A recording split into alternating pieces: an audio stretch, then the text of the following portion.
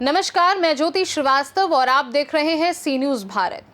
नेपाल में पूर्व प्रधानमंत्री की पत्नी को जलाना, विदेश मंत्री के साथ बदसलूकी करना और देश के अहम संवैधानिक संसाधनों जैसे सुप्रीम कोर्ट और संसद भवन को आग के हवाले कर देना कुछ तस्वीरें थी जो मंगलवार को नेपाल से आई। 8 सितंबर को नेपाल में जेन ज़ी प्रदर्शन की शुरुआत हुई। ये प्रदर्शन सोशल मीडिया पर लगे प्रतिबंध और बड़े पैमाने सिस्टम में मौजूद भ्रष्टाचार के खिलाफ आम इंसान को इंसाफ दिलाने की आवाज के तौर पर शुरू हुए थे। लेकिन अब पूरा देश हिंसा की आग में जल रहा है। मगर ऐसे में नेपाल हिंसा पर पूर्व प्रधानमंत्री के पोते यशवंत शाह ने असली सच्चाई बताई है।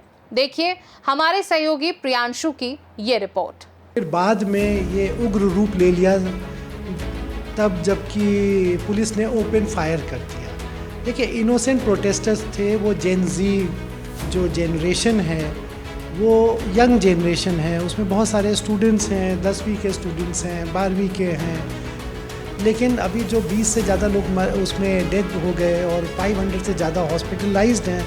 तो इसका एंगर था जिसने कि उग्र रूप लिया और आपने ये देखा कि क्या कहते हैं, लॉट ऑफ वैंडलिज्म हुआ और जो पीसफुल प्रोटेस्ट था वो became a very violent protest. इस समय नेपाल, भारत से सटा नेपाल आगजनी का शिकार है। वहाँ जेनज़ेड नवयुवक भी कह लें, अपने आप में प्रोटेस्ट कर रहे हैं, हिंसा कर रहे हैं और तमाम चीज़ें नेपाल से उठ के आ रही हैं। अभी पिछले दिनों आपके सामने एक और प्रकरण आया कि पशुपतिनाथ मंदिर में, काठमांडू के पशुपतिनाथ मंदिर में दावा बोला गया और वहाँ पे भी तोड़फोड़ हुई। इन सब बातों के जानने के लिए, नेपाल की थोड़ी बहुत सच्चाई को जानने के लिए हमारे साथ नेपाल के पूर्व प्रधानमंत्री KI सिंह जी के पौत्र मौजूद हैं, यशवंत शाह जी। यशवंत शाह जी से हम बात करके नेपाल के बारे में कुछ चीज़ों को जानेंगे कि वहाँ क्या है, वहाँ के कुछ मिथ को हम आज ख़त्म करेंगे। तो यशवंत जी, आपका बहुत बहुत स्वागत है। और आज हम बात करेंगे, नेपाल में इस समय बहुत चीज़ें हो रही हैं, बहुत से वीडियोस और फोटोज़ सामने आ रहे हैं जिसमें ये दिखाया जा रहा है कि नेपाल में ये हो गया, नेपाल के मीडिया हाउसेस को जला दिया गया, वहाँ के प्रधानमंत्री ने इस्तीफा दे के वहाँ से चले गए। तो इस पर आप क्या अभी कहना चाहेंगे? देखिए, ये जो पूरा प्रकरण हुआ है ये ऑल ऑफ अ सडन नहीं हुआ है। एक बॉडी है, नेपाली स्टूडेंट्स फॉर जस्टिस, एक नॉन पॉलिटिकल ऑर्गेनाइजेशन है जिसने कि एक पीसफुल प्रोटेस्ट की मीटिंग लॉन्च करी थी जो 8 तारीख को था। माइती घर मंडाला करके एक प्लेस है काठमांडू में, वहाँ पर। तो वहाँ पर सबको एक शांतिपूर्ण प्रदर्शन था और ये करप्शन के खिलाफ था। और उसमें करीब 12,000 से ज़्यादा लोग जब जमा हो गए तो KP शर्मा ओली सरकार को शायद ये लगा कि बहुत सारी भीड़ जमा हो रही है, हो सकता है कि सरकार की बुराई होगी, हो सकता है कि सोशल मीडिया साइट्स के थ्रू ये सब चीज़ें फैलेगा तो अस्थिरता आएगी। तो उन्होंने पुलिस बल का प्रयोग करा। तो शुरू में वाटर कैनन्स और बैटन चार्ज और ये जो आम रूप से जो पुलिस करती है वो हुआ। फिर बाद में ये उग्र रूप ले लिया तब जबकि पुलिस ने ओपन फायर कर दिया। देखिए, इनोसेंट प्रोटेस्टर्स थे, वो जेन ज़ी जो जनरेशन है वो यंग जनरेशन है, उसमें बहुत सारे स्टूडेंट्स हैं, 10वीं के स्टूडेंट्स हैं, 12वीं के हैं, ग्रेजुएट्स हैं, पोस्ट ग्रेजुएट्स हैं। तो ये सब लोग एक पीसफुल प्रोटेस्टर्स थे। उनके ऊपर एक ओपन फायरिंग करना was totally wrong, undemocratic. And इसमें 20 से ज़्यादा लोग की डेथ हो गई एंड 500 से ज़्यादा लोग हॉस्पिटल्स में भर्ती हुए। तो जो लोग हॉस्पिटल्स में भर्ती थे उनको मिलने जब परिवारजन हॉस्पिटल के बाहर पहुँचे तो उनको तितर बितर करने के लिए पुलिस ने बल प्रयोग करा। तो ये कहाँ का रूल है कि कोई हॉस्पिटल में मिलने जा रहा है जिसका बच्चा वहाँ पर भर्ती है, आप उसको पीट मार के भगा दे रहे हैं। और बहुत सारे उसमें एक और चीज़ हुई कि बहुत सारे लोग ट्रॉमा सेंटर से आप लोगों को अरेस्ट कर रहे हैं। तो इट वाज टोटल अनडेमोक्रेटिक, क्योंकि बेसिकली नेपाल एक शांतिप्रिय देश है, डेमोक्रेटिक है, लेकिन बहुत टाइम से बहुत सारा करप्शन के एक के बाद एक स्कैंडल्स हो रहे थे जिससे पब्लिक काफ़ी नाराज़ थी। और जो ये सोशल मीडिया साइट्स बैन करने की जो बात है, वो आप कोई भी सोशल मीडिया साइट्स को all of a sudden ban नहीं कर सकते। देयर आर 26 साइट्स जिसको नेपाल सरकार ने नोटिस दिया था। उनको ये नोटिस कहना चाहिए था कि 7 दिन में या 10 दिन हम आपको एक टाइम दे रहे हैं इस टाइम फ्रेम के अंदर आप रजिस्टर कर लीजिए, अगर आप नहीं करेंगे तो जो लोग नहीं करेंगे तो उनको हम बैन करेंगे। तो दैट वाज जस्टिफाइड। बट ये चीज़ ना हो के ऑल ऑफ अ सडन उन्होंने क्लैम डाउन करा, क्योंकि देखिए नेपाल का जो कुल पॉपुलेशन है वो करीब 3 करोड़ 25 लाख पॉपुलेशन है, जिसमें से कि करीब 40 लाख लोग विदेशों में काम करते हैं। वो अपने परिवारजन से संपर्क में व्हाट्सएप के द्वारा, इंस्टाग्राम, फेसबुक के द्वारा रहते हैं। बहुत सारे उनके पेरेंट्स बूढ़े हैं, दुर्गम क्षेत्रों में हैं, बिकॉज 70% ऑफ नेपाल देखिए हिली रीजन है और 30% ओनली तराई का रीजन है। तो वहाँ पर पहुँचना भी बहुत मुश्किल है, कुछ जगहों में तो देखिए 2-2 दिन लगता है पहुँचने में। तो इन सब फैक्टर्स को देखते हुए पब्लिक का एक रोष हुआ। मुझे लगता है कि केपी शर्मा ओली सरकार सिचुएशन को सही से भांप नहीं पाई और उन्होंने एक कहते हैं कि अनडेमोक्रेटिक एंड ऑटोक्रेटिक और कहना चाहिए कि एरोगेंट एटीट्यूड अपनाया, एंड बिकॉज ऑफ दिस ये सिचुएशन ख़राब हो गई। लेकिन वो सिचुएशन देखिए ऑल ऑफ अ सडन आप देखिए कि जब सरकार ने रिज़ाइन कर दिया और सब बहुत सारे मंत्री भाग रहे थे और ये सब आपने सीन्स देखे हैं टेलीविज़न में और सब जगह। तो दिट वाज रियलिटी। कोई भी निर्दोष आदमी, कोई भी ऑनेस्ट इंसान, कोई भी बिजनेस इस्टेब्लिशमेंट को टारगेट नहीं करा गया है। जो भी टारगेट हुआ है जनरली 90% ऐसे हैं जो करप्ट, जिनके ऊपर करप्शन के चार्जेस थे या बिजनेस इस्टेब्लिशमेंट्स कोई ना कोई बड़े नेता से संबंधित थे। और आज का जो सिचुएशन है, अब पीस है वहाँ पर। जो जेन जी कल तक बहुत ज़्यादा प्रोटेस्ट कर रहा था, आज वही जेन जी जो है आप देखेंगे कि पूरी सड़कों को साफ कर रहा है। They have gloves and polythenes in the hands and they are cleaning the roads. जो भी बिल्डिंग्स और ये सब डिफेज हुए थे उनको अपना रिस्पॉन्सिबिलिटी पता है। सो इसीलिए कभी भी कोई भी एक वर्ग को अंडर एस्टिमेट नहीं करना चाहिए, बिकॉज डेमोक्रेसी का देखिए सिद्धांत है government for the people, by the people end of the people. And अपनी सरकार से एक डेमोक्रेसी में क्वेश्चन पूछना कोई गलत नहीं है।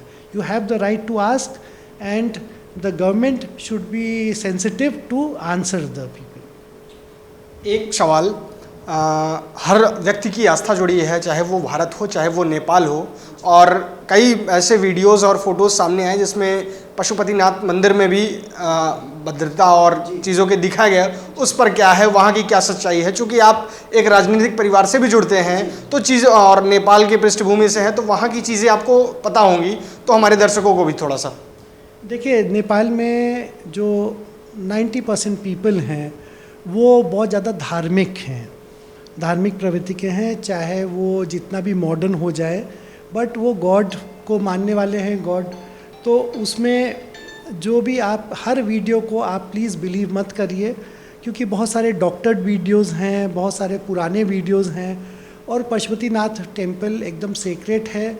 उसको किसी ने कोई जो ये सब जो आपको दिखा है उसमें कि उसमें गेट्स में पहुंच गए थे, सब ये गलत है। It is a total peaceful place, सुरक्षित है, कोई भी ऐसा चीज़ नहीं घटना घटी है। पुराने वीडियोस लोगों ने उसको चला दिया है। तो हर एक वीडियो, हर एक जो चीज़ सामने आ रहा है, it should not be believed. सच्चाई पर बिलीव करिए, शांति को रखिए, और it is a very peaceful country. और उसमें कंट्री का जो बैकबोन है देखिए वो टूरिज़्म है। अगर वहाँ पर अशांति होगी और ज़्यादा ये होगा तो नेचुरली टूरिस्ट नहीं आएंगे। आज अगर आप सड़कों में देखें तो बहुत सारे टूरिस्ट घूम रहे थे। इनफैक्ट जेन जी ने फ़ोन नंबर्स इशू करे कि अगर किसी को भी खून की ज़रूरत है, कोई पैसे की ज़रूरत है, कोई कहीं पर स्ट्रैंडेड है, वो सबको मदद पहुँचेगी। सो बहुत सारी जो बातें, झूठ टाइप की बातें फैलाई जा रही, उस पर बिलीव नहीं करना चाहिए और एक्चुअल रियलिटी को समझना चाहिए। जेन जी जो है वो 40% ऑफ द पॉपुलेशन है देखिए, and they have the right to ask the government, they have the right to voice against the wrongs of the government. तो इसमें कोई गलत नहीं है कि अगर कोई पीसफुल प्रोटेस्ट था, अब आपने उसमें बल प्रयोग करा और ऐसा कि ये जो फायरिंग के ऑर्डर्स दे दिए, तो इससे थोड़ा सा पब्लिक उग्र हो गई and situation out of control हुआ। कहीं कहा जाता था कि जेन जी ने ये प्रोटेस्ट इसलिए किया, मेटास, फेसबुक, व्हाट्सएप बैन हो गए हैं, और ये शांतिपूर्ण प्रोटेस्ट था। तो ये फिर शांतिपूर्ण प्रोटेस्ट से एक आक्रामक प्रोटेस्ट हो गया जिसमें नेपाल के बहुत से नुकसान हुए, मीडिया हाउसेस जला दिए गए, प्रधानमंत्री ने इस्तीफा दे दिया और कई मंत्री वहाँ से चले गए। इस पर क्या है, ये क्या सच्चाई है इसकी? देखिए, इसमें दो पार्ट्स था। फर्स्ट था कि करप्शन के अगेंस्ट था ये, एंड करप्शन बहुत टाइम से नेपाल को प्लेग कर रहा है, एक के बाद एक स्कैंडल्स होते जा रहे हैं जिससे पब्लिक काफ़ी नाराज़ है। दूसरा चीज़ था, जो बहुत सारे करप्ट पॉलिटिशियंस थे उनके बच्चे विदेश में पढ़ रहे हैं या वहाँ घूम रहे हैं, तो वो बहुत सारा सोशल मीडिया साइट्स में अपलोड कर रहे थे फ़ोटो महंगी महंगी कारों के साथ में और जो एक्सपेंसिव सिटीज़ हैं, होटल्स हैं इन यूरोप एंड अमेरिका, वो सब पोस्ट आ रहे थे।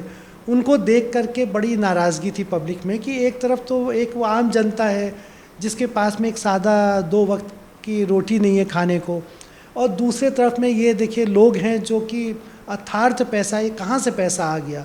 नेपाल में अगर आप एक गाड़ी को ख़रीदें तो उसमें 250% टैक्स होता है। जो कार एक भारत में 10 लाख की मिलती है तो वो भारतीय रुपये में नेपाल में वो 25 लाख की हो जाती है। 250% ऑफ अप्रॉक्सीमेट टैक्स लगता है उसमें। तो उसमें आप अगर देखिए तो विदेशों में वो लोग महंगी कारें, महंगे होटल्स, महंगे डेस्टिनेशंस में फ़ोटोज़ हो रहे हैं। इनफैक्ट एक लीडर के लड़के ने जो एक्सपेंसिव शूज़ से एक क्रिसमस ट्री बना के पोस्ट करा सोशल मीडिया साइट में, तो इनको नेपो किड्स करके उस पर एक बहुत बड़ा रोष था, एंगर था, और वो आपने देखा कि करप्ट पीपल उसमें टारगेट हुए। अच्छा, इसमें आज कुछ ऐसे वीडियोस अपलोड हो रहे थे जो दिखाए जा रहे थे कि नेपाल में नेपाली सेना ने अब कवर कर लिया और नेपाल की सेना अब उनको कंट्रोल कर रही है, तो क्या ऐसा क्या है इसमें? देखिए, जब प्राइम मिनिस्टर नेपाल के रिज़ाइन कर चुके हैं और पूरा जो मंत्रिमंडल है, मोस्ट ऑफ द मिनिस्टर्स का रेजिग्नेशन आ गया है, नई गवर्नमेंट फॉर्म होने की बात हो रही है तो उसमें जो नेपाल के आर्मी चीफ हैं उन्होंने तुरंत सिचुएशन को कंट्रोल करा, बिकॉज आर्मी जो है उसको एक ये सिचुएशन को कंट्रोल करने में आगे आना पड़ेगा, because police was not able to do it. और पुलिस के अगेंस्ट बहुत सारा एंगर भी था, क्योंकि वो जो फायरिंग हुई थी नेचुरली वो पुलिस ने अपने आप तो करा नहीं, वो किसी नेता ने ही ऑर्डर दिया। तो किस नेता ने करा ये तो बाद में जब जांच बैठेगी तब पता चलेगा। लेकिन अभी जो 20 से ज़्यादा लोग उसमें डेड हो गए और 500 से ज़्यादा हॉस्पिटलाइज्ड हैं, तो इसका एंगर था जिसने कि उग्र रूप लिया। और आपने ये देखा कि क्या कहते हैं, लॉट ऑफ वैंडलिज्म हुआ, और जो पीसफुल प्रोटेस्ट था वो became a very violent protest. But ये चीज़ देखिए, सिर्फ नेपाल की बात नहीं है, ये दुनिया में सब जगह हो रहा है अगर आप देखें तो 3 दिन में 3 प्रधानमंत्री दुनिया में उनको रिज़ाइन करना पड़ा है। वो जापान के प्रधानमंत्री ने रिज़ाइन करा, फ्रांस के प्रधानमंत्री ने रिज़ाइन करा, नेपाल के प्रधानमंत्री ने रिज़ाइन करा।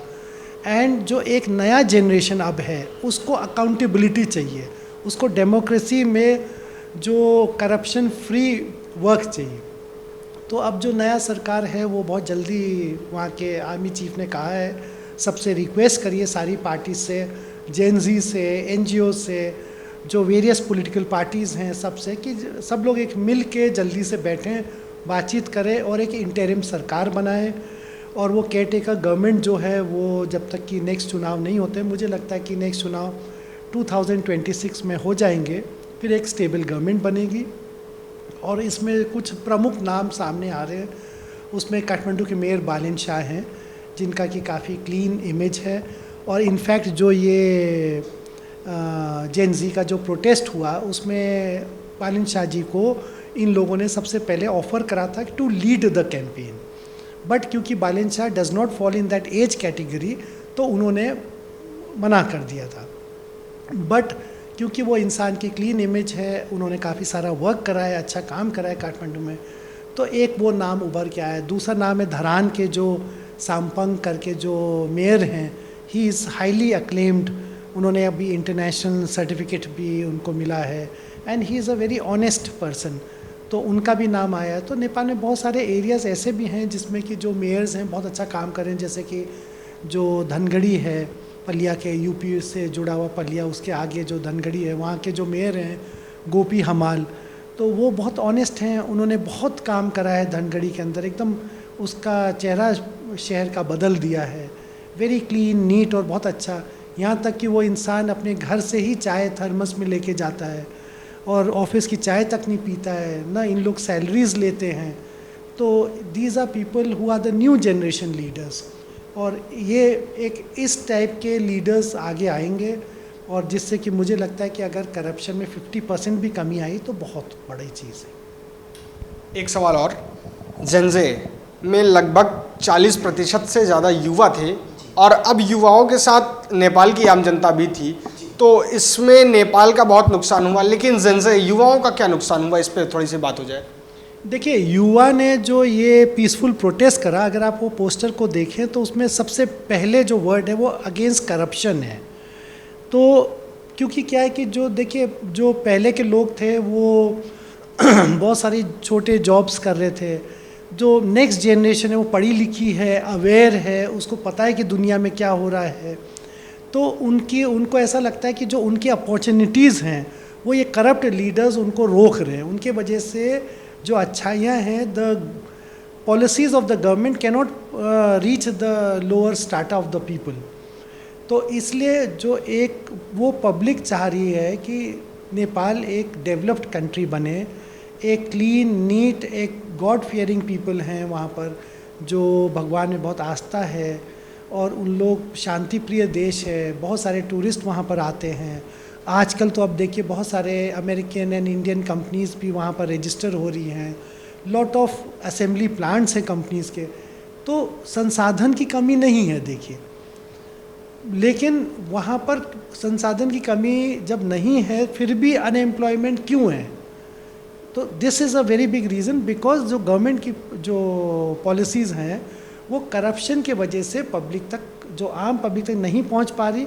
और इसका खामियाजा देखिए सबसे ज़्यादा जेनजी को होता, क्योंकि उनको जॉब्स नहीं मिलती, उनको भटक के बाहर जाना पड़ता, उनको अपने फ्यूचर के लिए लड़ना पड़ता। तो this is a very right time में एक स्टेप उठाया, और बहुत जल्दी एवरीथिंग हैज़ नॉर्मलाइज। देखिए, अब आप आज का जो सीन देखिए तो एकदम शांति है, कोई भी रोड में कोई प्रॉब्लम नहीं है, लोग घूम रहे हैं, खा रहे हैं।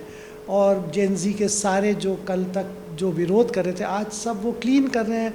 किसी ने भी, जितने भी जगह जो करप्ट नेताओं के घर में जो उन लोग ने अटैक करा, उसमें जो भी पैसा था, किसी भी, आप कोई भी वीडियो में ये नहीं देखेंगे कि वो लेके कोई भाग रहा हो, उन्होंने वहीं पर उड़ा दिया कि ऊपर हवा में, कि सब पब्लिक उसको बटोरे जिसको चाहिए हो, पुअर पीपल, बिकॉज नोबडी इसमें सेल्फ क्या कहते हैं कलेक्शन या कोई एक करप्शन का एंगल जो जेनजी है, that is very allergic to, मुझे लगता है, करप्शन। अब आपने कहा कि वहाँ के पीपल्स ने पैसे को उड़ा दिया, या वहाँ के जिनको ज़रूरत थी वो ले लिए, तो क्या वही युवा तो ज़रूरतमंद थे जिन्होंने पैसे लिया या जिन्होंने उड़ाया? नहीं, देखिए, एक होती है ज़रूरत होती है, और एक होती है कि आप फ्रॉम राइटफुल मीन से कमाएं। राइट, देखिए, आपको एक बहुत ईजिली मनी मिल सकता है। अगर ये जो जेनजी प्रोटेस्ट है, अगर ये क्या कहते हैं कोई भी बड़े पॉलिटिकल पार्टी से पैसा ले लेते तो इनको तो करने की ज़रूरत ही नहीं थी, no need to do it. लेकिन this protest was a peaceful protest which was non political. कोई भी पॉलिटिकल पार्टीज़ का इसको सपोर्ट नहीं था, और उन्होंने अपनी आवाज़ उठाई अगेंस्ट करप्शन, सो दैट जो फ्यूचर ऑफ नेपाल होगा वो एक क्लीन इमेज वाले लीडर्स होंगे, और वो accountable to the people of the country होंगे। जो डेमोक्रेसी का जो नॉर्म होता है कि राइट टू रिकॉल, वो होना चाहिए। एक सवाल, जेनजी ने अब प्रोटेस्ट शांत कर दिया, जैसा कि आपने बताया कि वहाँ माहौल शांत हो गए, और शायद अभी आर्मी चीफ ने बताया कि आप जल्द से जल्द एक सरकार की नियुक्ति कर लें और अगले 26 में हम चुनाव फिर से करेंगे वहाँ पे। लेकिन ये पूरे माहौल का प्रकरण कैसे शांत हुआ, और क्या इस पे समझौते हुए, या जेनजेड पे क्या समझौते के साथ इनको शांत किया गया? देखिए, उसमें जो करप्शन का एपिटोम होता है, जो पिनिकल होता है, जो शिखर होता है, वो है एक रूलिंग गवर्नमेंट। अगर केपी शर्मा ओली जी रिज़ाइन कर देते पहले ही तो ये सिचुएशन ख़राब नहीं होती।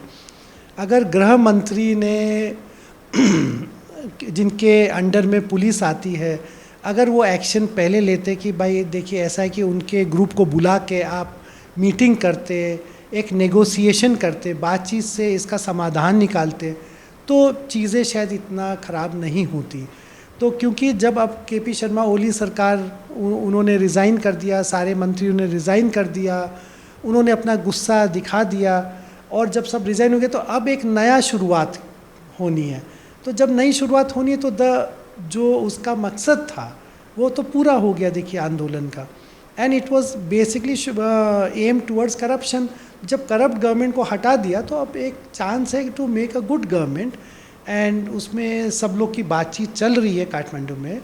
And all the like minded people जो क्लीन इमेज के हैं, जो युवा वर्ग को भी रिप्रेजेंट करते हैं, जेन जी के भी होंगे, जेन एक्स के भी होंगे, NGOs के होंगे, पॉलिटिकल पार्टीज़ के होंगे, वेरियस संस्थानों के होंगे, तो ये सब लोग मिल के एक consensus government which is acceptable हो। मुझे लगता है कि इसमें 2-3 नाम मुझे लगता है कि शायद वो प्राइम मिनिस्टर के मोस्ट प्रोबेबल कैंडिडेट्स हैं। एक है रबी लामिछाने हैं, और दूसरा है बालिन शाह जो काठमांडू के मेयर हैं, तीसरा है जो मैंने आपको बताया वो धरान के जो मेयर हैं। ये 3 नाम सबसे प्रमुख चल रहे हैं, और बाकी तो अब देखिए जो कंसेंसस गवर्नमेंट बनती है तो तभी पता चलेगा। Thank you sir. फिलहाल के लिए खास रिपोर्ट में बस इतना ही। देश और दुनिया की बाकी खबरों को जानने के लिए आप देखते रहिए सी न्यूज़ भारत।